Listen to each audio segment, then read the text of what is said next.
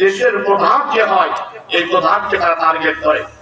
ইতিপূর্বে দীর্ঘদিন তারা করেছে, তুরস্কের কামাল পাশাকে তারা টার্গেট করেছিল, তুরস্কে তারা ধ্বংস করতে সুযোগ পেয়েছিল, ইরাককে তারা ধ্বংস করেছে, সিরিয়াকে ধ্বংস করেছে, লিবাননকে ধ্বংস করেছে।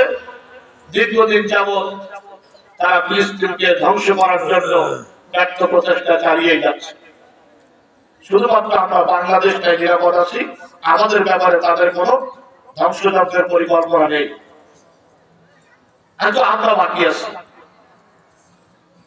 যতদিন আমরা এটা মনে করে চলছি যে আমরা বাংলাদেশিরা বাকি আছি, তাদের ষড়যন্ত্রের কারণে এদের ধ্বংস হবে না। বুঝতে হবে আগামীতে আপনার ভালো থাকা তো দূরের কথা, আপনার শরীরে রক্ত আর মাংস আর হাড় কোথায় থাকবে এটা খুঁজে পাবেন আপনার আপনজনেরাও। 3 নম্বরে তারা যে চ্যালেঞ্জ চলে গিয়েছে সাংস্কৃতিক চ্যালেঞ্জ। এই সাংস্কৃতিক চ্যালেঞ্জ যতদিন পর্যন্ত আপনার ঘরের মধ্যে আপনার মেয়েকে নামাতে না পারছে, যতদিন আপনার স্ত্রীকে নামাতে না পারছে, ততদিন পর্যন্ত ওদের ষড়যন্ত্র থামছে না। স্কুলে যান, স্কুলে আপনার মেয়েকে দেবেন সাংস্কৃতিক অনুষ্ঠানে, এটা তো খারাপ কিছু না।